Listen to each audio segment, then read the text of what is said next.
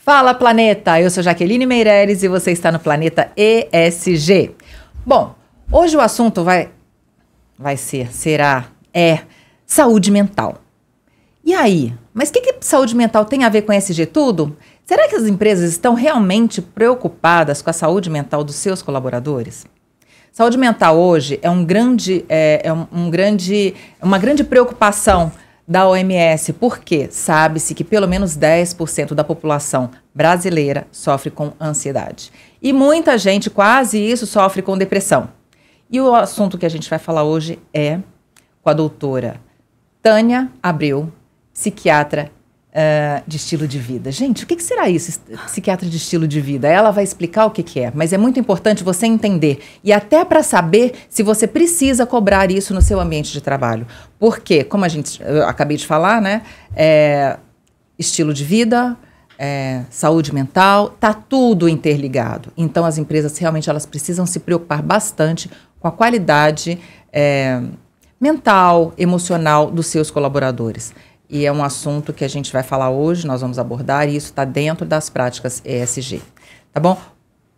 Mas eu estou muito feliz de você ter aceitado aqui o convite.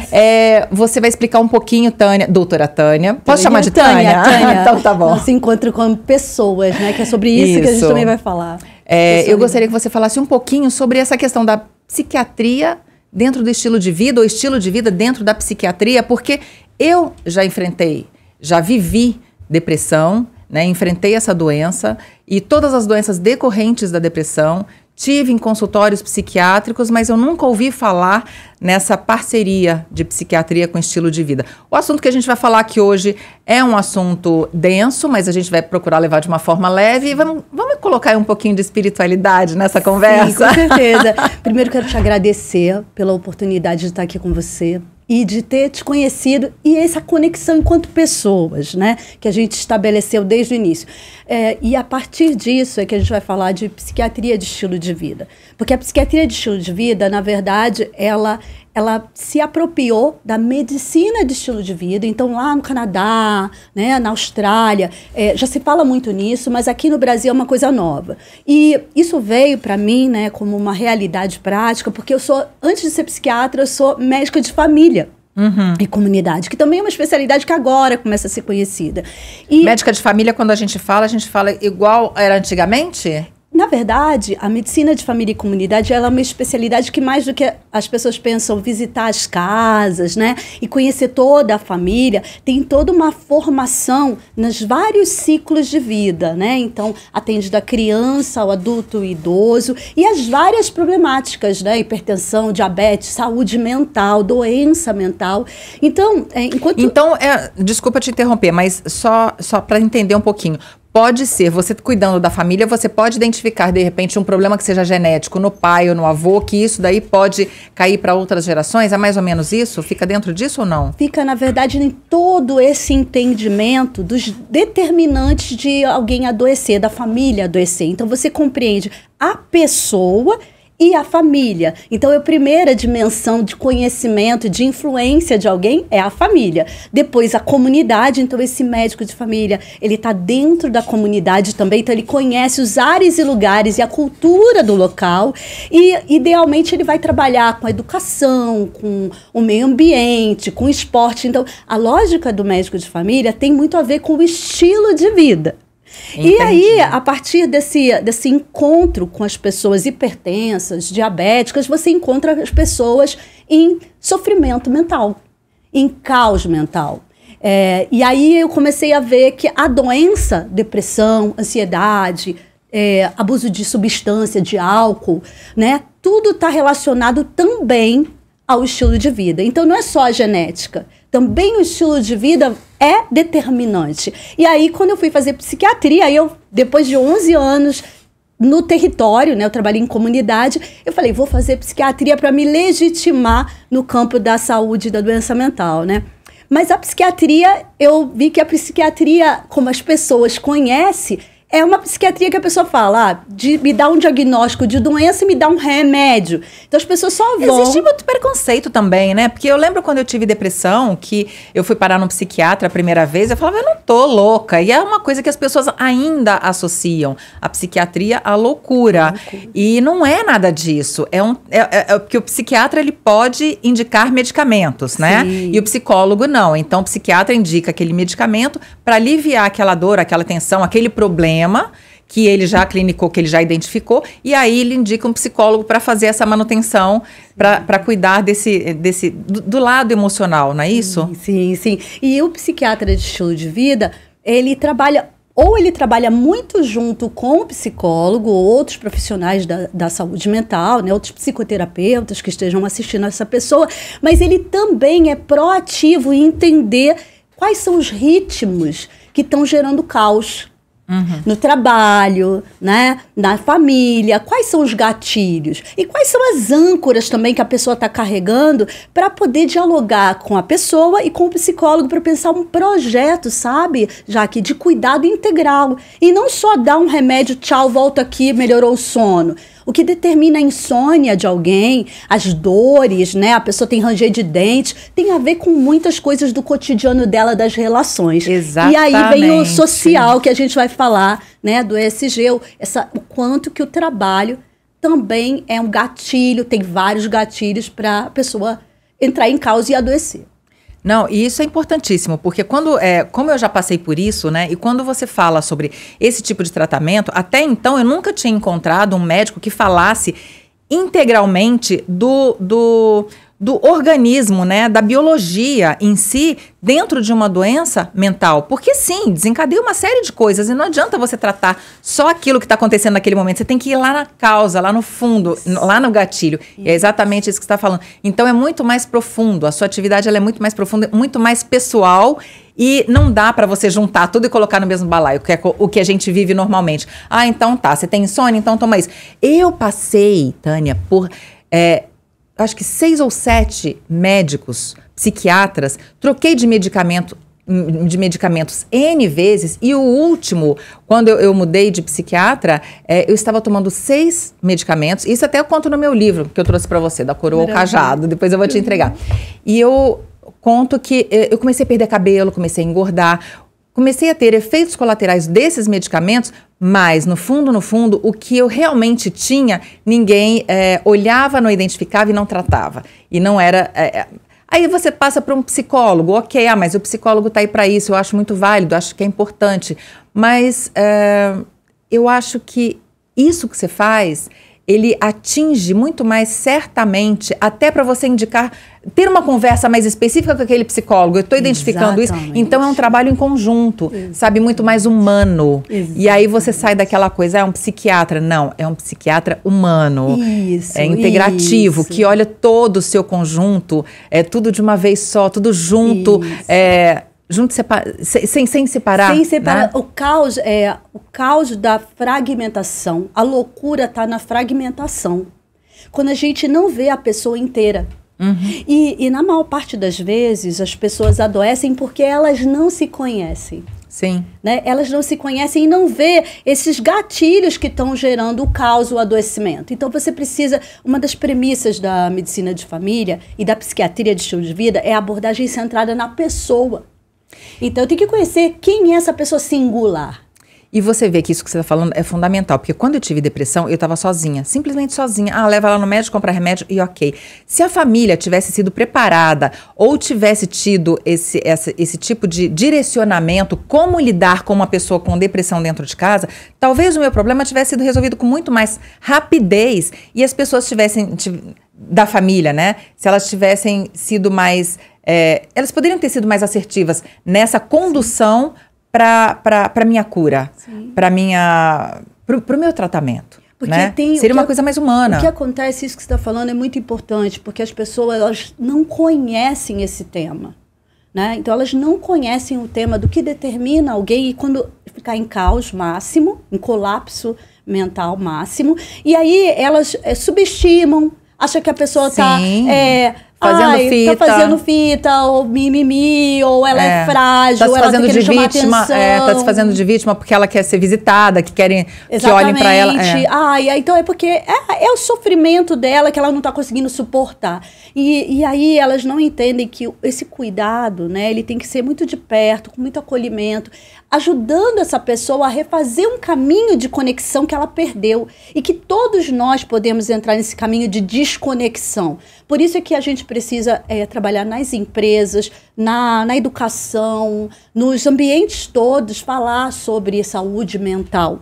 Né? Para que as pessoas não tenham preconceito, que não tenham respostas prontas, porque assim como existem pessoas que saem do adoecimento lá do fundo do poço só com a espiritualidade, e isso acontece, eu não posso dizer que todas terão a mesma jornada.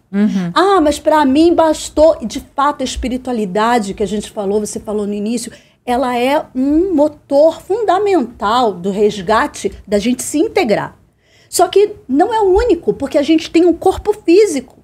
E o nosso corpo físico adoece, colapsa, inflama. E aí eu tenho que desinflamar isso. E como é que a gente vai ver o projeto para cada um, que inclui remédio, sem preconceito, sem tabu. Não dá para medicar demais. Por que as pessoas sofrem de tanto efeito colateral, Jaque? É o que aconteceu comigo. Eu sofri de muitos efeitos colaterais, eu tava ficando careca. Então, por quê? Porque eu fico tentando uma estratégia única. Essa é a loucura da fragmentação, em que eu penso uma resposta única, sendo que você é um sujeito complexo, integral e singular. Não posso pensar que o projeto de cuidado para Joana vai ser o mesmo, Sim. Jaqueline. Não posso, então eu tenho que te olhar inteira e de uma maneira singular para ver. Você vai precisar de remédio? Qual é a dose mínima? E que outras coisas você vai precisar ser ajudada, porque você está em colapso.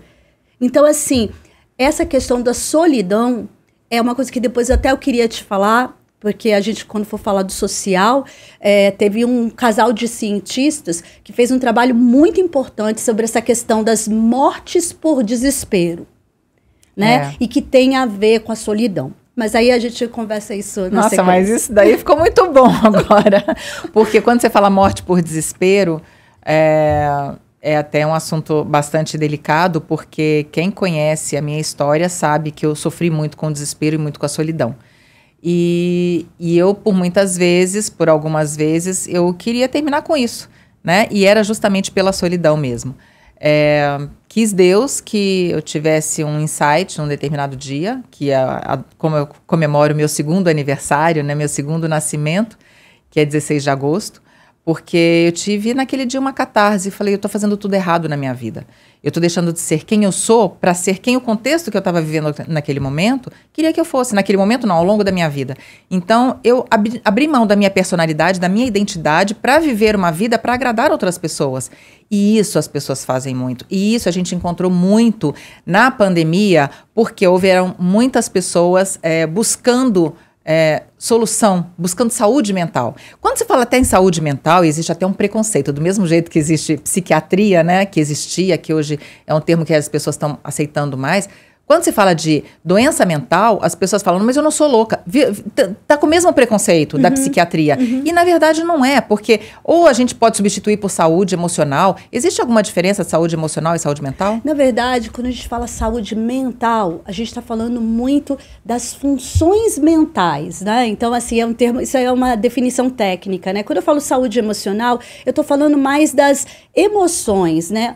Quais são as emoções, os sentimentos? É a ansiedade, né, a preocupação, o medo, o desgosto. Quando eu falo emoção, eu estou falando de tristeza, eu estou falando de raiva. E quando eu falo de depressão? Aí eu estou falando de saúde mental, porque não é só o humor triste. Na depressão, não é só tristeza. É a limitação. Porque tristeza, todo mundo quem não tem, né? Agora, quando a tristeza, que é esse sentimento, essa emoção, que ela fica constantemente lá para baixo, e junto com ela, outras funções mentais. Então, não é só emoção. Eu tenho outras funções. Sono fica todo bagunçado. A minha capacidade de ter energia, essa é uma função mental, energia vital. Eu não consigo levantar. Uma pessoa com depressão, com doença mental, Ela não consegue levantar, ou ela faz isso a um pulso, a custo enorme. Ela não consegue sair da ruminação do pensamento. Outra função mental, né? autodestrutiva. Você fala assim, para de pensar assim. Não dá. Não sai da cabeça. Não sai da cabeça. Isso é um sinal de doença mental. Só que quando você fala doença mental, as pessoas falam, opa, doente mental, mas a gente tem um estigma. Todo mundo tem doença do coração. Sim. Todo mundo tem doença do fígado.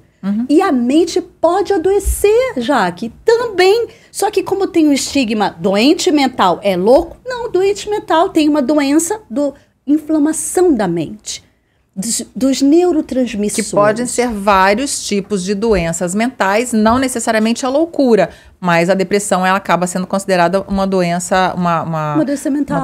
Porque as funções mentais estão afetadas. E a maior parte das doenças mentais tem tratamento. Uma parte delas tem cura. Mas a gente tem o estigma de que a mente não pode adoecer. O coração pode, né? Os rins podem, mas a mente não. E é uma coisa que, assim, quando a gente fala sobre doença mental, né? Quando você fala de uma doença cardíaca, você vai lá, faz um exame, você está identificando que o seu coração está com algum probleminha. Mas o cérebro não tem jeito. Por quê? Porque as doenças mentais, elas são diagnosticadas através do comportamento, mas não são através de uma imagem, através de um diagnóstico específico. Então, por isso que é tão complicado e que leva a óbito, porque é uma doença silenciosa. Sim. E as pessoas não acreditam. E hoje, quando a gente vê... Não acreditam. Mas se não está no laboratório, não existe. Se não está diagnosticado, se não está no papel, isso não existe. E aí existe muito preconceito. Você vê a nossa atleta lá, né, que acabou cometendo suicídio, deixou carta e tal, e ninguém vê, ninguém sabia que ela estava mal. Como comigo também, todo mundo me achava, você tá bem, você tá linda, maravilhosa, mas eu tava em frangalhos por dentro, mas ninguém via.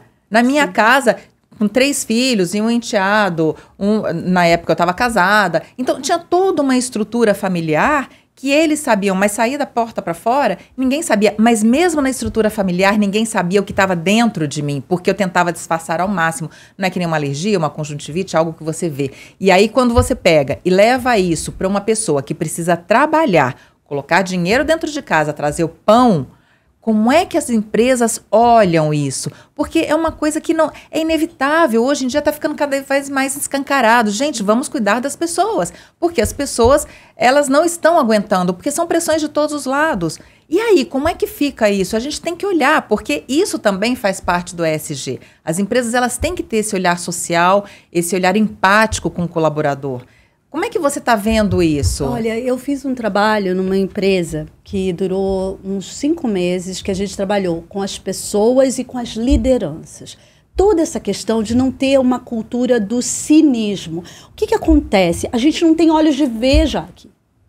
A gente está vivendo tão... E não tem coração de sentir. Não tem coração de sentir. Não tem ouvidos para ouvir.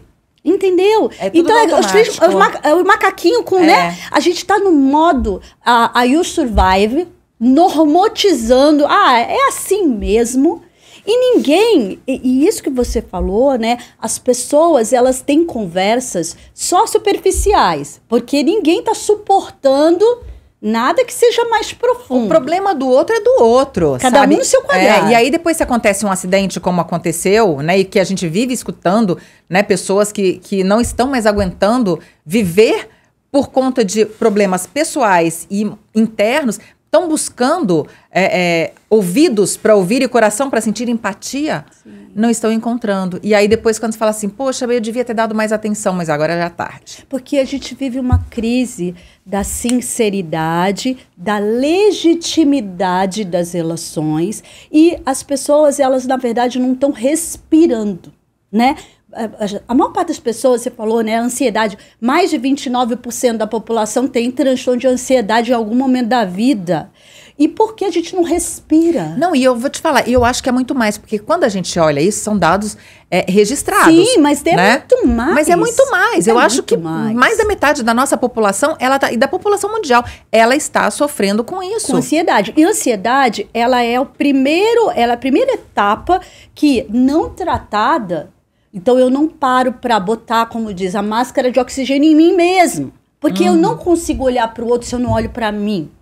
E as empresas, elas precisam realmente entender que eu preciso superar esse modo robotizado de tratar as pessoas, igual o Chaplin lá no Tempos Modernos, é uma máquina, tratar as pessoas como máquina e começar a tratar pessoas como pessoas. Porque a gente já viveu uma época que as pessoas eram o patrimônio mais importante.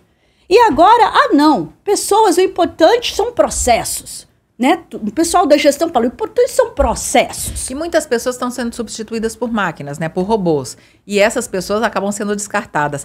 Muitas pessoas, completando isso que você está falando, principalmente na pandemia, muitas empresas demitiram muitas pessoas que já estavam há muitos anos nessas empresas. Essas pessoas que são mais velhas, que acabaram saindo dessas empresas para contratação de pessoas mais novas, o que eu acho que é contratar as pessoas jovens, eu acho que isso daí é super válido, né? O primeiro emprego, ou até mesmo... Mas assim, é o descarte da pessoa como pessoa, e isso é que incomodou, sabe? E essas pessoas acabaram adoecendo, pessoas com mais idade acabaram adoecendo bastante. Então eu acho que a pandemia, ela veio assim para pontuar alguns aspectos corporativos, né? Dentro das empresas, de respeito humano. Respeito humano. Se eu me sinto uma peça descartável, que não sou vista como pessoa, e que eu tenho que estar todo o tempo produzindo, entregando. A maior parte das pessoas que eu atendo, gestores, líderes, eles vêm e eles falam assim, como isso pode acontecer comigo? De eu entrar em burnout ou de eu ficar com depressão? Eu sempre trabalhei assim. Chega uma hora que a mente colapsa. Sim. O corpo todo inflamou primeiro. A maior parte deles começaram a ter queixas físicas, a trava, a coluna, aí não sabe por quê. Aí faz todos os exames. Mas não tem nada que justifique travar nesse nível. Aí daqui a pouco tem uma crise de hipertensão. Aí vai dar o remédio, mas continua sentindo que a pressão interna tá alta. Até que a pessoa, ela colapsa. Eles falam assim, como isso? A mente te faz parar de qualquer jeito. Te faz parar de qualquer jeito. E aí, trabalhar com essa pessoa que não é só tomar a medicação, porque a medicação, quando ela é bem escolhida, ela reorganiza a mente. Mas o caos e todo o processo de autocuidado, que você tem que ser influenciador dentro das empresas, né? Nessas empresas que eu trabalhava com os líderes, eu trabalhava muito essa questão do sentido da vida. Qual é o propósito de cada líder ali, pensando uma vida sustentável, um ambiente de trabalho sustentável para ele, então que ele ia ter que aprender a se reconectar com ele, a botar máscara de oxigênio, trabalhei, fiz um monte de reunião, pausa. Mas Tânia, não pode, igual aquele coelho da Alice, eu tô apressado. Eu tenho que entregar, E aí... ver que esse esquema é insustentável. Ensinar os líderes a serem menos violentos com eles mesmos. Eu quero fazer aqui uma observação. Com a entrada, né, de toda essa tecnologia, muita gente fica sentada na frente do computador e aí depois tem problema de vista, problema de coluna, problema nas articulações, dedinhos e tal, sentado, problema nas pernas, inchaços nos pés, porque fica muito tempo sentado sem exercício. Muitas empresas estão se preocupando com isso e deixam ambientes, áreas, salas para descanso, para uma terapia, assim, como é que fala? Uma terapia ocupacional. Para fazer... E isso é muito bacana, porque Sim. tem algumas empresas que estão se preocupando com isso, porque sabem o valor que aquela pessoa tem como um integrante daquela equipe que produz, que entrega. Então, não pode... que nem carro, né? A gente não faz a manutenção do carro. A gente tem que fazer o controle também da qualidade de vida daquele ser humano que está te prestando serviço, para que ele continue sempre entregando com aquela alta tecnologia, com aquela alta qualidade que ele estava, né? A princípio que ele foi contratado. Então, essas empresas, elas têm um olhar muito especial. Nós temos várias empresas aqui em São Paulo que têm esse olhar, esse cuidado com o colaborador. E isso é muito legal. Mas aquela empresa que, de repente, não consegue fazer isso, ela teria que, no mínimo, ter um departamento para poder acolher, para entender. E não seria um RH, mas eu acho que, de repente, um departamento que pudesse acolher esse colaborador para que ele pudesse falar, não é? Ter alguém da parte mental, psicológica, que pudesse acolher. Porque às vezes o problema vem de casa. Sim. E ele está trazendo aquilo dali, e às vezes, muitas vezes, a entrega dele pode não ser 100% em alguns dias da semana, porque ele está com outros problemas fora dali. Não necessariamente dentro da empresa. O que você falou é super importante, porque oferecer, por exemplo, exercício físico, facilitado, acesso, né, ao exercício físico, ter espaços para descompressão, para relaxamento, sala de descompressão, fazer tai chi, tem algumas empresas que oferecem esses espaços, isso é super importante, mas não basta isso, é importante trabalhar o líder ser líder e influenciar uma cultura de autocuidado. Ah, querida, aí a gente entra na governança, que aí é o G do ESG, porque a liderança, eu sempre falo isso, a liderança tem que estar afinada com esses princípios, com esse ideal, com essa ideologia Sim. de respeito. Porque se ela não estiver afinada com isso, se ela achar que todos os colaboradores são máquina, Sim. não adianta. Sim. Pode vir alguém de algum outro departamento e sugerir que ele não vai entender isso. Sim. Então, a governança ela é fundamental para se construir esse tipo de conceito, esse tipo de comportamento. Oi. Eu vou agregar, é porque eu estou vendo a doutora falar de líder, né? Você falando de líder. E a minha percepção, hoje não, já há algum tempo fala-se muito de líder. Mas, na verdade, líderes mesmo são poucos. A maioria é chefe. Chefe, exato. Não é isso? Então, Então, porque líder é muito diferente de chefe. Muito diferente. O líder, ele já tem que ter percepção, ele perceber onde a pessoa está errando. E eu sempre fui dessa forma. Eu, antes de apontar uma falha de alguém, eu sempre penso que caminho que eu vou dar para ela acertar. Exato. Porque não adianta eu chegar para você e falar assim, tá ruim isso. Aí você fala assim, tá ruim, mas como que eu faço para melhorar? Não sei. Não é problema seu, exatamente. Exatamente. Me dê as respostas, né? Tipo assim, eu quero isso para ontem. Então, essa liderança, de fato, ela requer uma atitude de coragem. De novo, vai ver o propósito da vida.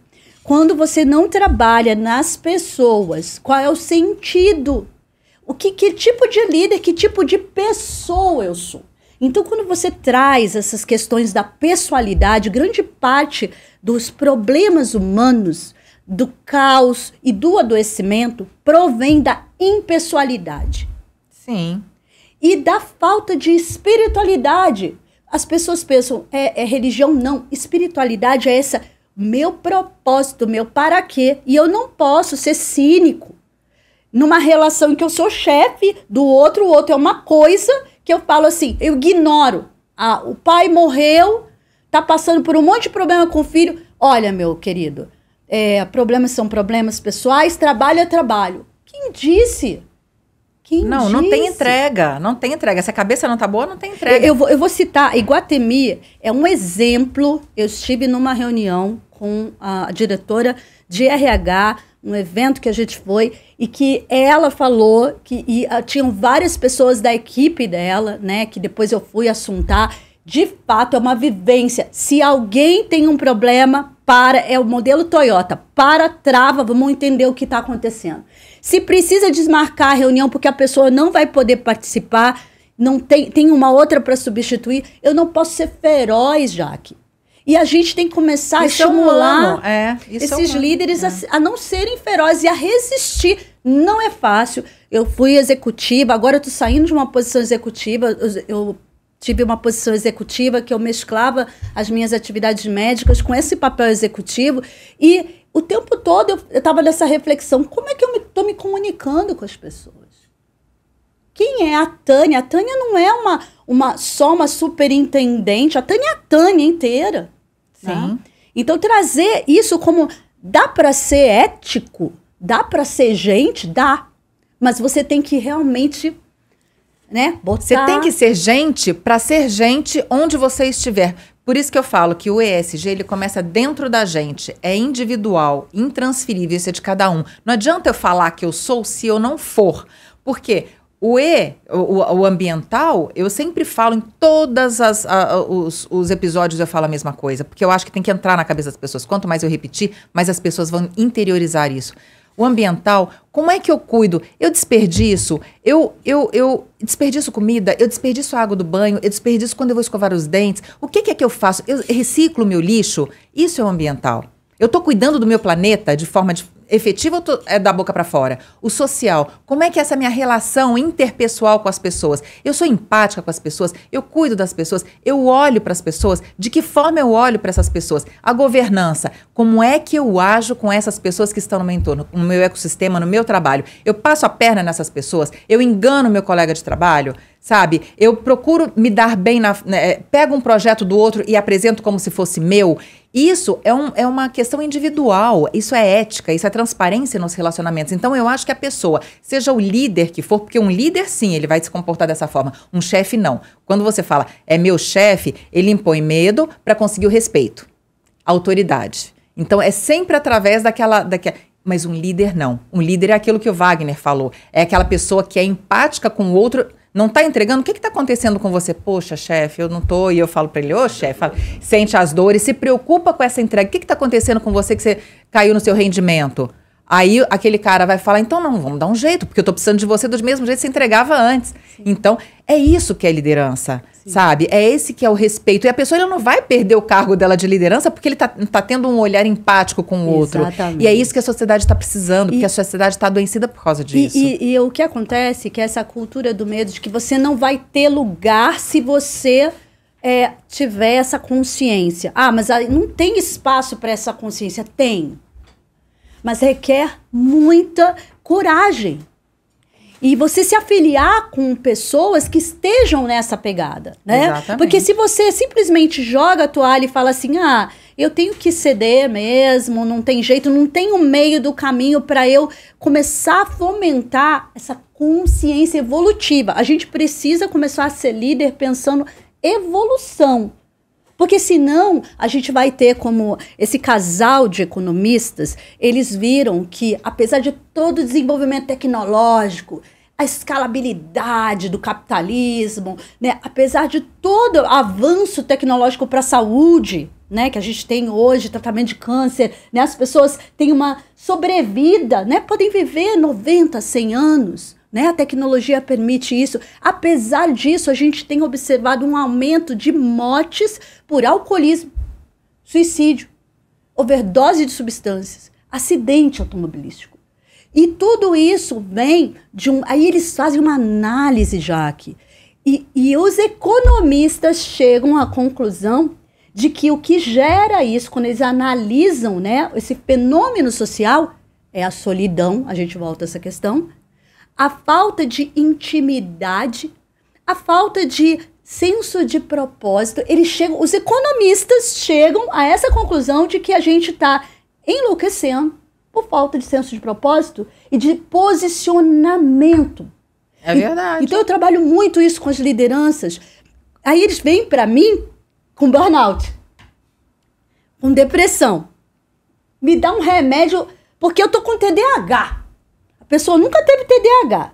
Aí ela, de repente, começou a ter... não tô conseguindo produzir, não consigo prestar atenção numa reunião. Mas, meu querido, você passou a escola, a faculdade inteira sem problemas. Se sobrecarregando. Sem problema de atenção. E agora você tá colapsando, você tá dizendo que quer uma Ritalina, né?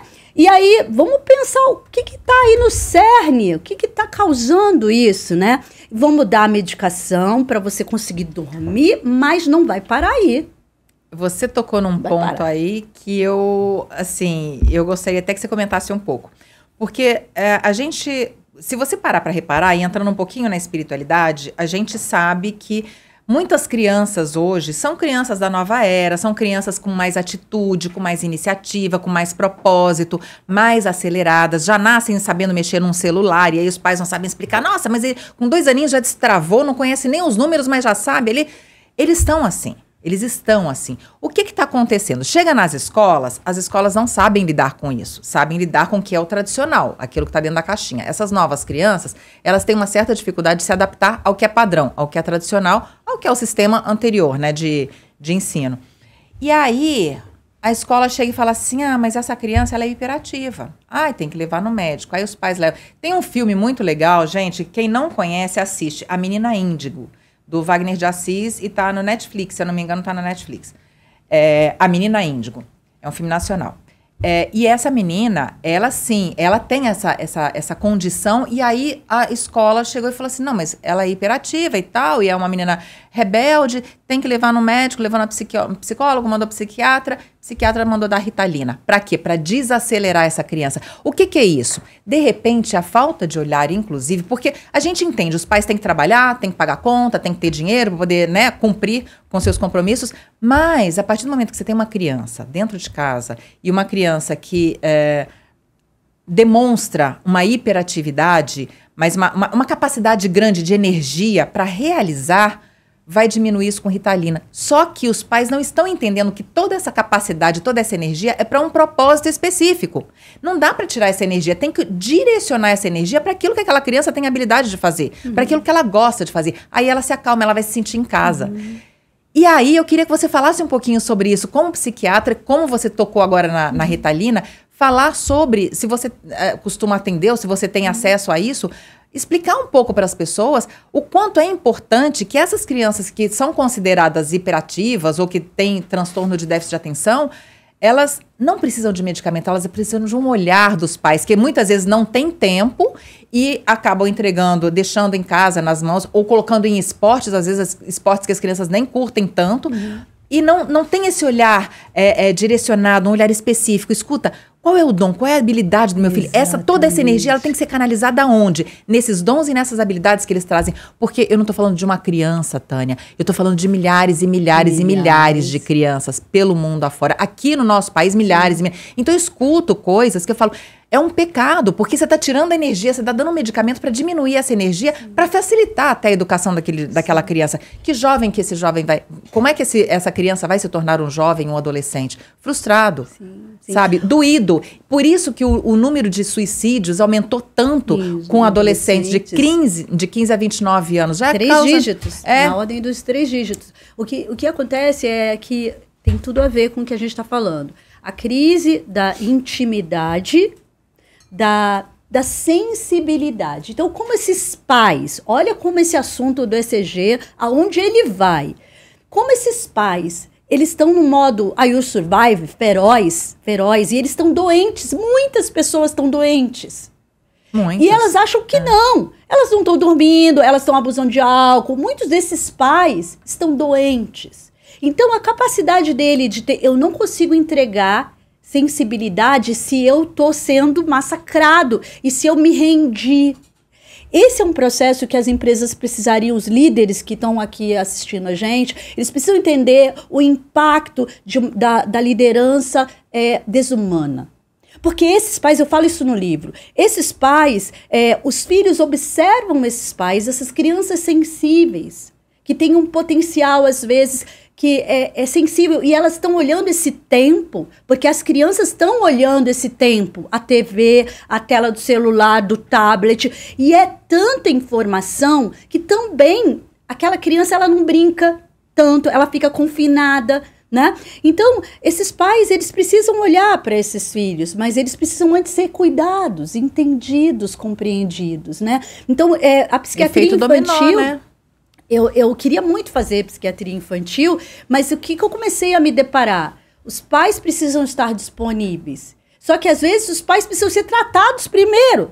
Então, eles levam a criança que está problemática, que está com problema de oposição na escola, que é rebelde, que tem TDAH, e eles não conseguem estar disponíveis para o processo, porque eles estão doentes. E a gente fica massacrando os pais, né? Então, assim, a questão é muito mais profunda, né? Pensar a saúde mental, você tem que pensar em projetos de saúde mental coletivos, né? E aí, eu e você, o nosso papel de ter olhos de ver, de conversar mais pessoalmente.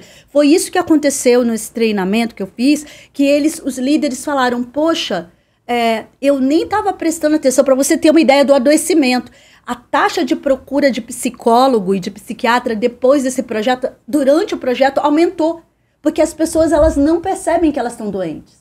Elas só acham que elas estão doentes mentais quando elas não conseguem mais trabalhar.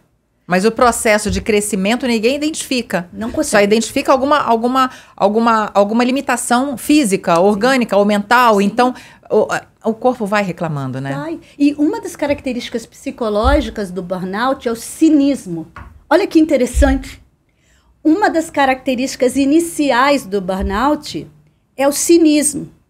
Porque a pessoa fala assim, é tudo esse joguinho mesmo, eu tenho que me calar.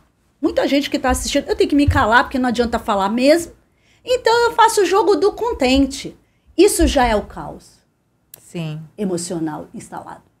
Então, se eu admito o cinismo, eu começo a ser cínico. Então, a gente tem que... Cada um tem que buscar psicologia. Ah, mas a psicologia é só quando a pessoa tem um problema mental? Não. Quando eu estou começando a ficar desumano, eu tenho que procurar um psicólogo. Mas, às vezes, a pessoa não sabe nem que ela está sendo desumana. Porque ela entra numa caixinha. Tô achando normal. Às vezes ela não sabe nem que ela está sendo desumana. Ela entra numa caixinha, ela se enquadra, fala assim, não, eu vou ficar aqui porque aqui pelo menos eu sei administrar esse caos aqui, eu sei lidar com isso. E eu não preciso ir contra isso, porque senão isso vai me dar trabalho e pode até me prejudicar. Então ela procura se adaptar àquela situação desconfortável. Às vezes você é muito maior do que aquilo, mas você procura se encaixar ali, se enquadrar, para não ter problema e não dar problema com ninguém. E não ser visto. Então às vezes a pessoa acaba fazendo parte de uma situação, aceitando uma determinada situação para não se impor, não lutar contra aquilo. E isso daí é ruim, porque exatamente você perde a sua identidade, você perde os seus princípios, os seus valores em função de uma determinada situação onde você não quer se colocar. E às vezes você se colocando, você vai ajudar muitas outras pessoas e se ajudar também. E falta posicionamento do ser humano. Não pode ter covardia. Para viver... Os grandes líderes que nos inspiram na evolução, eles foram... A gente tem que trabalhar a coragem. A gente tem que trabalhar a coragem. Porque se a gente fica amedrontado só para ganhar... A gente tem que ter o pão. Eu digo para vocês, eu tenho 25 anos de carreira e nunca me faltou o pão. Muito médico, aí você fala assim, não, mas é porque você é médica. Porque você é médica. Quanto médico se rende... a processos de trabalho em que ele não consegue trabalhar direito. E aí fala assim, ah, mas é porque o sistema é mau. Pô, mas eu tenho que me posicionar. Fácil não é. Mas pra ninguém. Pra ninguém. Mas a gente tem que realmente... A espiritualidade. Pra que eu vim? Eu vou morrer. Todos nós temos uma vida breve. Mas desta vida, espiritualidade. Qual o meu propósito? Não, e todos os dias a gente morre um pouquinho, né? Todos os dias você está envelhecendo, a cada hora você está envelhecendo, a cada hora você está morrendo um pouquinho. Você nunca sabe o dia de amanhã. Mas o que eu tô fazendo aqui? Mas o que eu tô fazendo aqui? Exato. Um pouco, e eu tenho tô sendo livre um pouco, né? E eu tenho que aproveitar esse tempo que eu tô aqui para fazer algo diferente, não ser mais do mesmo. E é exatamente esse papel que a gente tem que assumir, porque isso é espiritualidade. Quando eu falo de espiritualidade, eu não tô falando de religião, eu tô falando de princípio, o seu princípio aqui, o que é que você veio para fazer aqui? Você tem uma história aqui enquanto você está vivendo no planeta, você não precisa ter religião nenhuma, tá? E eu não faço apologia nenhuma também. Mas quando você está vivendo aqui, mesmo que você acredite que você só veio aqui para viver essa vida, o que você está fazendo de melhor? Você é o protagonista da sua própria história? O que você está fazendo por você e pela sociedade? Ou você está fazendo só por você e suprimindo a sociedade? Aí é que tá, são os valores. O que é que você tem de valores que você carrega em você, que você está levando ou deixando aqui o dia que você foi embora? Então, é a história de cada um, sabe? A gente fazer a diferença realmente na sociedade. Eu tô buscando me melhorar cada dia mais como pessoa para deixar aqui um legado importante. O Planeta ESG é para falar sobre diversos segmentos na sociedade, chamar a atenção, alertar, porque quem escuta isso daqui, eu quero que pare e pense. Escuta, como é que é no meu trabalho? Sabe, a gente está falando tanto sobre ESG, eu quero falar para o público comum mesmo, para as pessoas comuns, não para o corporativo, para que elas possam cobrar da sua empresa, do seu ambiente de trabalho, mais respeito, porque todo mundo merece respeito. Ninguém aqui é melhor do que ninguém. Do mesmo jeito que o dono da empresa ou da loja precisa daquele colaborador para fazer o dinheiro, para pagar aluguel, para pagar até o próprio salário do funcionário, ele precisa respeitar aquela mão de obra. Então, o que a gente está fazendo, né, pela sociedade? É chamar a atenção. O Planeta ESG vem para abrir os olhos das pessoas. O que né, aquele contexto que eu estou vivendo, até mesmo dentro do ambiente familiar. As pessoas precisam aguentar desaforo, seja lá de que relacionamento for, ou de filho, ou de marido, ou de esposa, ou de pai, de mãe, de tio, sei lá de quê. Ah, não, mas eu dependo. Bom, você depende, Mas essa dependência, ela pode ser relativa. Mas se você não se respeita, o outro também não vai te respeitar. Sim. Ah, mas eu vou perder o meu emprego. Escuta, você está bem vivendo assim, do jeito que você está nesse ambiente de trabalho? Ou você quer buscar por algo melhor? Você compactua ou não? Porque senão você também está vendendo sua felicidade, né? A que preço? E isso que, assim, esse medo de eu não vou ter, se eu me rebelar ou se eu começar a ser mais franco, não vai ter lugar no mundo para mim, eu vou ficar desempregado, né? Isso é uma crença muito comum de que você tem que se render e de que... Eu lembro da minha mãe que ela falava assim, minha filha, o seu lugar no mundo ninguém tira. Sim. Quando a gente não educa os filhos para isso, e eles observam os pais sendo a vida deles ceifada pelo trabalho, porque ele chega em casa e ele não tem mais energia para nada, ou ele está irritado. O que ele vai vislumbrar de futuro para ele? Nada. A gente fica culpando, tem realmente uma tictorização, né? Tem essa coisa do empobrecimento mesmo das crianças, de conteúdos que tem um início, meio e fim, é só início, tudo tem que ser rápido, as pessoas ficam uma do lado da outra só batendo papo pelo WhatsApp, né? Então as pessoas, esse processo de incorporação de sentido, de conhecimento, é um fenômeno que está também gerando empobrecimento.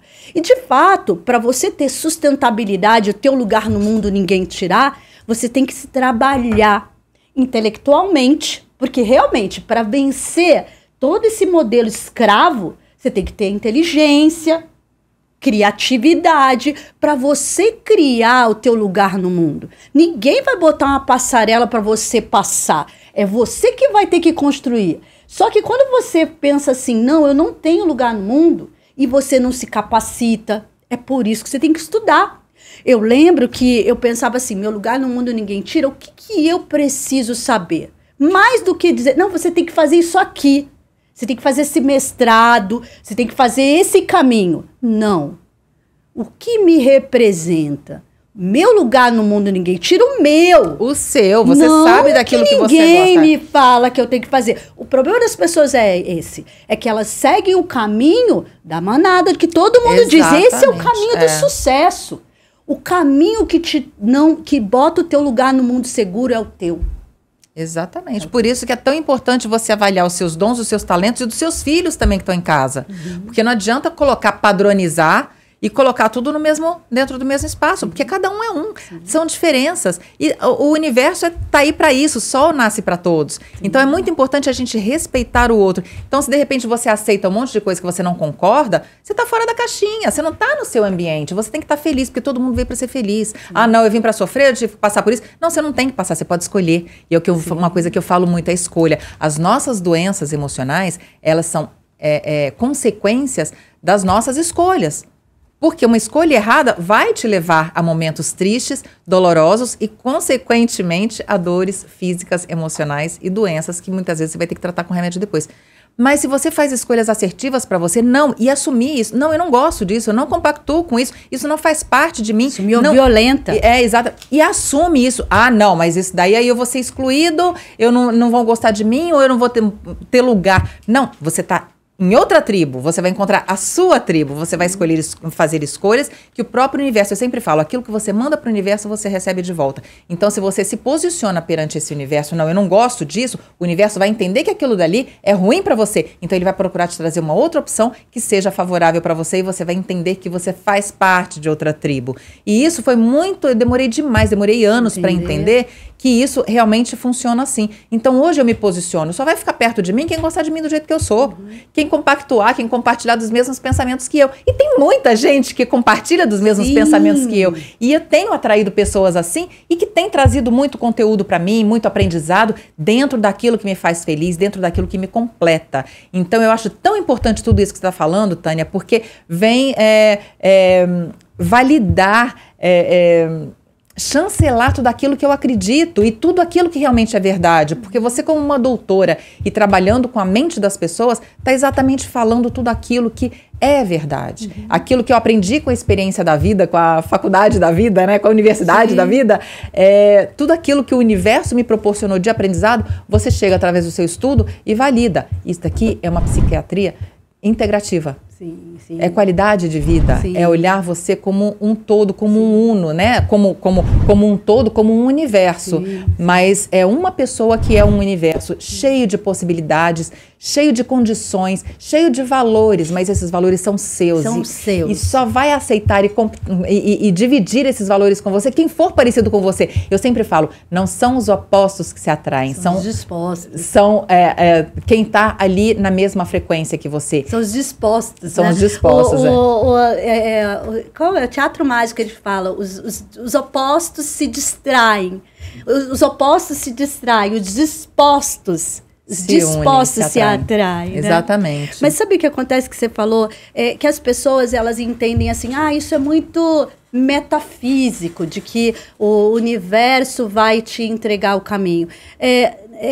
O que precisa ser entendido é que eu lembro até de uma história de uma gestora que ela falou que as pessoas falaram assim, nossa, você parece que você foi desfibrilada. E eu nunca mais esqueci essa frase dessa cliente, né? Que ela falou assim, nossa, as pessoas falaram assim, o que aconteceu com você? Parece que você foi desfibrilada. E aí ela falou que ela tinha todo um processo, chegou em quadro de depressão ansiosa, né? E teve que fazer toda essa questão de entender os gatilhos do que estava deixando ela desgostosa, assustada, cansada. E nesse processo dela encontrar os gatilhos e também âncoras dela, que ela trazia desde a infância, ela teve que se deparar com o que fazia sentido para ela. E as pessoas pensam assim, eu preciso sair da empresa que eu estou trabalhando. Não necessariamente, e foi o caso dela. Quando ela começou a ver o lugar que fazia sentido para ela e que ela queria ocupar, ela começou a se posicionar na empresa de um jeito que ela foi convidada, nossa, me arrepia, porque ela foi convidada para representar a empresa internacionalmente como uma liderança feminina. No caso, ela estava numa empresa com muitas oportunidades, mas ela mesma não via ela nesse lugar. Então, é assim, e era uma pessoa... Por invalidação, muitas vezes, que vem lá do passado. Sim. Não se sentir capaz de. Sim. E isso, a sociedade, como a gente está numa sociedade machista, eles fazem muito isso com a mulher. Sim. E muitas vezes, se a mulher ela não tem essa força, e uma coisa que eu completo quando você falou de coragem é de amor próprio, porque o amor próprio é que vai te desencadear a coragem, a autodefesa, o autorrespeito. Então, se a pessoa ela não tem, se o amor próprio dela está... trincado, tá enfraquecido, né? Ela não vai ser capaz de se defender dessas adversidades da vida. E essa posição que ela precisa. Mas esse autorrespeito, esse autocuidado, esse autoamor, não é uma coisa que a gente chega e pega numa prateleira. Preciso me amar, preciso me respeitar. Eu preciso, aí, qual é o processo? Por isso é que a abordagem centrada na pessoa precisa entender qual é o caminho de reconexão de cada um para esse autoamor. Eu preciso me liberar de crenças que eu tenho a meu respeito. E esse processo de liberação de crenças não é só um processo aqui mental. Ele é um processo afetivo novo. Sim. Que você vai precisar pensar muito sob medida a maneira dessa pessoa criar esse processo afetivo, sabe? Que conexões sociais, que hobbies, que coisas vão fazer o fermento dessa... que todos nós temos isso, esse potencial para o autoamor, que a gente perdeu. Muita gente perdeu muito cedo. Esse potencial para autoconfiança, sabe? Então, esse caso dessa moça, ele foi muito bonito, porque ela começou a voar dentro da empresa que ela estava. Você pode continuar no mesmo lugar, só que você pode ser reposicionada ou reposicionado. Vai depender da sua atitude. Então, às vezes, as pessoas têm medo. Por quê? Porque a própria estrutura fez ela acreditar de que era ali, naquele lugar comum que ela tinha que ficar. E muitas vezes ela pode render muito mais numa outra posição dentro da empresa. Seja lá ela qual for, que dê aquele destaque para ela dentro daquelas habilidades, daqueles dons que a pessoa tem. Sim. Então, é realmente... você se colocar como você realmente é dentro daquele ecossistema. Exatamente. Você estava falando do seu livro. Eu queria que você falasse um pouquinho sobre ele. Você está escrevendo? Já escreveu? Sim, já você vai falar sobre o quê? Na reta final, chama Mentes Caóticas o livro. E, na verdade, ele é um livro que vai ajudar muito as pessoas, é para o público geral. Fala muito do trabalho da psicoterapia. Então, o que faz a psicoterapia e como que as pessoas podem identificar que elas estão em caos? Porque muitas vezes elas não reconhecem o caos. E aí só vão perceber o caos quando ele está máximo, que é quando já tem a doença mental. Mas o sofrimento emocional, né, e os sinais no corpo. Então, no livro eu falo as pistas no corpo-mente. É um livro para pessoa comum? Para pessoa comum. Tá. Para pessoa comum, mas ele traz muito desse qual é o diálogo que. Então tem muitos exercícios, tem muitas dicas de autorreflexão. Para ela se reconhecer. Para ela se reconhecer. O momento que ela está passando. Isso. Que Aí eu legal. conto histórias das pessoas que eu atendi, né? E aí algumas pessoas que já estão lendo o livro falam assim, nossa, eu me vi ali, né? Então eu estou muito satisfeita, muito feliz com o processo, sabe? Ai, que legal. É um filho, né? Que a gente filho, coloca é um no mundo. filho. Eu já escrevi 2 filhos.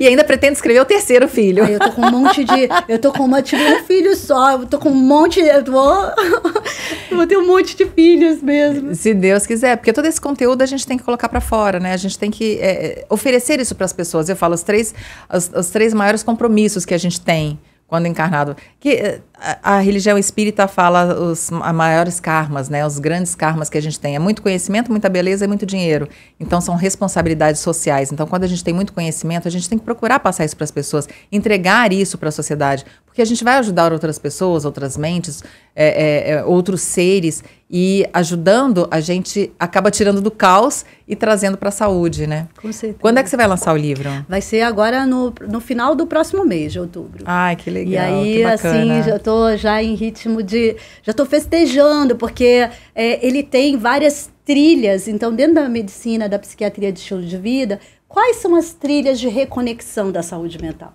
Quais são essas trilhas para a gente vencer a fragmentação e ter um estilo de vida que seja menos caótico? Porque o caos, na verdade, vai fazer o tempo todo, você vai recair no caos. Mas quando você sabe essa jornada de se reunir, de perceber, olha, já está dando pista no corpo. Se reconectar com você mesma. Você se reconecta através do autoconhecimento, através da meditação, da conexão com a natureza, de precisar, às vezes, tomar medicação, de rever a alimentação, que é central para o funcionamento mental. Uma coisa que me ajudou muito quando eu estava com depressão era o meu ateliê, né? Que eu faço acessórios e tem mais de 30 anos. E foi uma coisa que me ajudou demais, porque terapia ocupacional, quando você falou meditação, conexão com a natureza, muitas vezes uma pessoa, ela se reconecta jogando uma bola, ela se reconecta costurando, ou indo para a cozinha fazer alguma coisa que ela goste, fala assim, não, eu preciso espairecer um pouco, então o que eu vou fazer? O que eu gosto? O que eu tenho dom? A gente sempre tem algum dom lúdico aí que vai tirar a gente do caos e colocar a gente num outro lugar, bem individual, bem intimista, e aí é o seu canto, é onde você vai se reencontrar. Sim. E eu comecei a fazer velas agora, tenho feito umas velas super bonitas, é o que me distrai. Então eu sempre estou procurando algo lúdico para me tirar do caos e me centrar novamente. Às vezes as pessoas encontram isso numa leitura, numa meditação, num passeio, não, eu preciso caminhar. Aí a pessoa se reconecta. Isso. E são esses momentos que a gente tem que entender que a gente precisa sair do caos e entrar num outro processo para se reconectar e voltar de novo para aquela vida turbulenta, mais assim, mais leve, mais centrado e podendo enxergar melhor todas aquelas dificuldades que quando a gente está no meio do olho do furacão a gente não enxerga, né? Vucu, e você tá falando, eu tô aqui sorrindo, tá até doendo de tanto que eu tô sorrindo, te ouvindo, né? Porque é esse caminho, né? Esse elo perdido aí da gente voltar a se integrar. E que a gente admite que, não dá. Não, eu tenho que saber quais são, ao longo da semana eu tenho que viver, eu vou trabalhar, eu vou ficar satisfeita porque eu entreguei, mas eu não vou abrir mão de viver. Então essa coisa de fazer algum manual em que você se perde ali, é o simbólico. O simbólico é o que junta.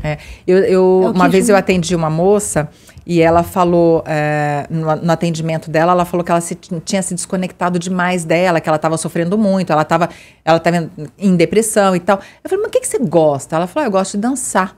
Eu falei, por que você não volta a dançar? Ah, não, porque antes eu dançava com compromisso de concorrer e de não sei mais o quê. Eu falei, não, mas agora você vai dançar pra você. O que você gosta de dançar? Eu gosto de dançar flamenco. Ela voltou pra aula de dança e ela dança agora pra ela.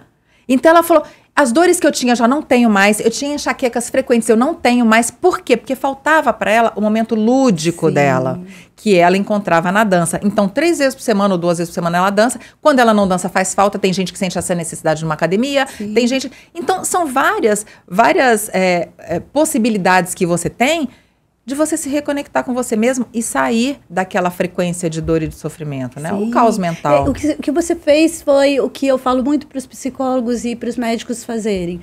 Entende o que faz realmente sentido para aquela pessoa e ajuda ela no processo de remover aqueles obstáculos que ela criou para ela mesma, de estar em téus, de estar com energia. E o flamenco, se você for parar para pensar, essa dança em si, ela é extremamente poderosa do eu, do feminino. É uma dança solitária.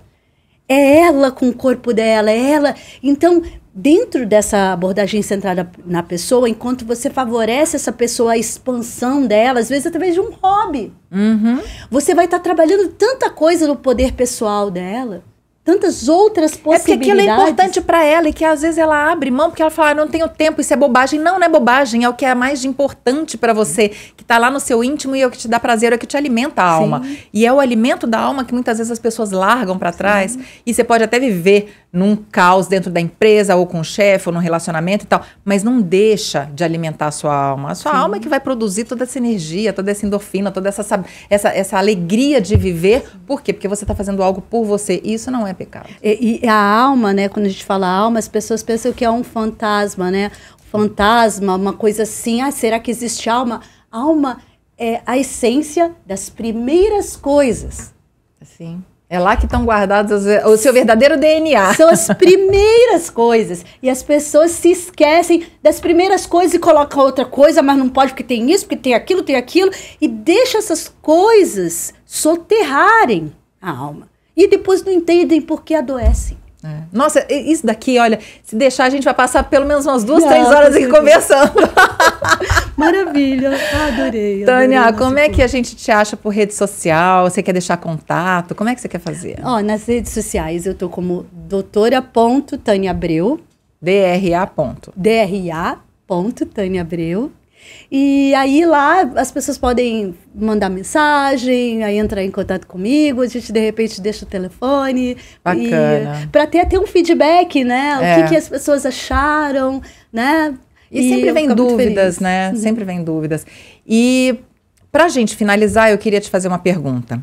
Você acha que até 2030 você vai, que é quando se encerra, né, esse prazo da ONU, do Pacto Global, Agenda 2030, você acha que a gente vai encontrar um Brasil mais humano, mais saudável emocionalmente, mais saudável mentalmente? Ou você acha que a coisa ainda tem o caminho ainda vai ser longo para a gente encontrar uma solução para esse problema? Eu acho que nós temos um caminho longo em termos mais abrangentes, tá? Quando penso assim, termos mais sociais, mas eu percebo que... A nível das empresas, eu tô te falando, entendeu? Desse do corporativo, com esse cuidado. Acho que 2030 tá aí, né? 2030 tá aí. Eu acho que pós-pandemia, né, as pessoas voltaram ainda com um ritmo ainda muito feroz, tá? Quero acreditar, e independente do cenário, porque quem sou eu para dizer sobre o futuro, né? Mas uma expectativa, de repente, dentro daquilo que você vivencia. A minha expectativa é que existam mais pessoas ativistas. A minha expectativa, e eu vou trabalhar até o final da minha vida... Para fazer com que as outras pessoas tenham esse olhar mais humano. Para que as outras pessoas tenham essa resistência, esse posicionamento e tudo que a gente falou. E eu acho que é isso. A gente, quando fica pensando o futuro, né? Aí a gente fica condicionando o nosso presente ao futuro. Não dá para condicionar a minha posição hoje ao passado ou ao futuro. Só tem o agora. Só existe o agora. E a maior parte das pessoas, elas ficam, mas o que vai acontecer daqui? Será? Hoje eu faço isso, você faz isso, esse líder que está vendo a gente, assistindo, faz. E isso que vai definir o futuro. É esse posicionamento que vai definir o futuro. Ah, mas vamos pensar os números efetivos de projetos complexos de integralidade nas empresas, sustentabilidade. Se a gente pega esse número e vê daqui a 5 anos, aumentou indicadores precisos da saúde mental dos trabalhadores, né? Isso está tudo ainda começando, a gente está implantando. Então, cada vez eu vejo mais em empresas, sim. Eu acho que tem um cenário positivo, né? De empresas que começam a ver, não, eu preciso implementar projetos, indicadores mais precisos. Mas esse olhar, então, você vê que ele está crescendo. Ele começa a crescer, sim. E aí, lógico que em 7 anos a gente não vai ver, muito possivelmente, uma mudança relevante. Ainda mas a não. gente está vendo, pelo menos, essa tentativa e essa iniciativa ela vai crescer cada vez mais para que no futuro a gente consiga cuidar mais e ter pessoas mais saudáveis. Mais saudáveis. Acredito que sim, porque cada vez mais as empresas estão implementando projetos de qualidade de vida, elas estão aprendendo o que dá certo, estão mais assim dispostas a aprender sobre esse tema. E isso é uma grande evolução. Mas é que geralmente a gente quer respostas rápidas, né, Jaque? Uhum. E não acontecem respostas rápidas, porque é um processo de muitos determinantes. A saúde mental tem muitos determinantes financeiros, Sim. políticos, né? Tudo isso mexe com a cabeça das pessoas. As políticas, a gente sabe como a gente viveu aí, vive uma polaridade, mexe, não é só a empresa. Porque senão a gente pensa assim, a saúde mental é definida só pela empresa. Não, né? Isso daí até um projeto, as práticas ESG, elas vão inclusive para os governos, para as cidades, para os países. Isso daí é uma coisa que é universal, não são só as empresas, mas como a gente está falando para pessoas, e essas pessoas geralmente estão empregadas, estão fazendo parte de um ecossistema onde elas vivem a maior parte do dia, das 24 horas, né, das 12 horas acordada ali, 12 horas de sol. Então, elas passam muito tempo sob supervisão de outras pessoas também. Sim. Então, olhando com esse olhar, é realmente uma coisa preocupante, porque às vezes as pessoas passam mais tempo no ambiente de trabalho do que dentro de casa. Sim. Né? É só botar, porque, por exemplo, um ponto importante é a qualidade assistencial em saúde mental, né? Então, por exemplo, a gente vê empresas que estão colocando projetos, que pensam projetos de qualidade de vida, exercício, alimentação mais saudável no ambiente de trabalho, fomento a isso. Mas, por exemplo, quando a gente vai para os sistemas de saúde público e privado, né? Se você pensa que um psicólogo e um médico, ele vai ter 15 minutos de escuta, 15 minutos, 20 minutos de escuta.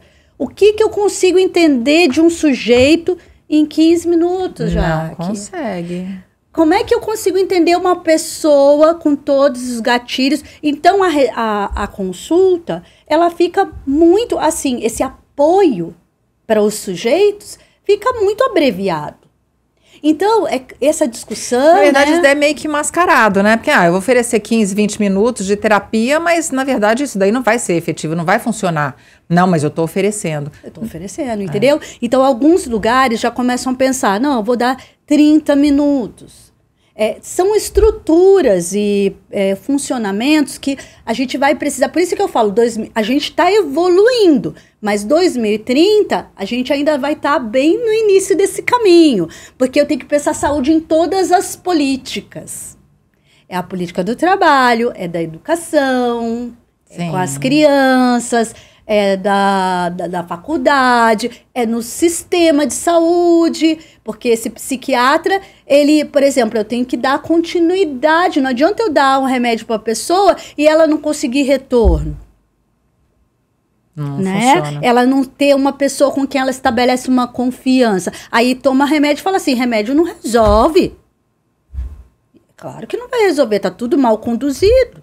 Sim. Então a gente tá no caminho, mas precisam que vários atores sejam líderes. Porque quando você tá no sistema de saúde, fala assim, não é isso que temos. É isso que temos, privado e público. É assim que vai ter que ser. E aí o líder vai ter que, putz, mas como é que eu vou falar lá pro secretário que não é sustentável? Ele fala, é sustentável sim. É longitudinalidade, que eles falam assim, é longitudinalidade, mas não garante. Então, é um processo de consciência. A gente está no caminho. Tem muito para andar. Daqui 7 anos a gente volta com essa conversa e vamos ver o que evoluiu de lá para cá. Tânia, esse daqui é o meu livro, da Coroa ao Cajado. Eu espero que você goste da minha história, a espiritualidade na cura da depressão. E aí eu conto toda a minha trajetória, desde o Miss Brasil, desde a minha infância, né, a passagem pelo Miss Brasil, desde a coroa até o cajado. Ou seja, do tudo ao nada, foi quando eu me reconstruí e me tornei a pessoa que eu sou hoje. Tão preocupada. Eu sempre fui muito preocupada com o ser humano, mas hoje eu sou muito mais em função de tudo que eu precisei e não tive. Então, eu não tive ouvidos para me ouvir, eu não tive olhos para me ver e nem coração para me sentir. Então, eu hoje procuro ter essas três habilidades para me relacionar com o ser humano de forma integral. E aqui tem um colar que eu trouxe para você, da minha linha de sustentabilidade. Obrigada. Eu espero que você goste, use com saúde. E quero te agradecer demais o tempo que você passou aqui com a gente. Eu tenho certeza que vocês gostaram também. As suas redes sociais você já passou, seus contatos você também já passou. Então eu vou deixar aqui um beijo grande para você e vou agradecer a sua presença até agora com esse assunto que é tão importante, tão pertinente. Se você não sofre com doença mental, com certeza alguém que você conhece sofre, ou algumas pessoas também. Então seja mais empático, escute essas pessoas. Dê colo, dê carinho, dê a mão, estenda a mão. CVV fala, né? Centro de Valorização à Vida, estenda a mão, porque às vezes você pode estar tirando uma pessoa do fundo do poço. Então, se você se identifica com esse assunto, compartilha esse episódio, compartilha tudo isso daqui que foi falado. Não deixe, não faça vista grossa, tá? Não deixe de passar essas informações adiante, porque tudo que a gente falou aqui, com certeza pode ajudar alguém. Te convido a se inscrever no canal, ativar o sininho para as notificações dos próximos episódios, dá aí um joinha, aperta lá o like, que pra gente é super importante, e deixa aqui o seu comentário. Tá bom? Muito obrigada e até a semana que vem.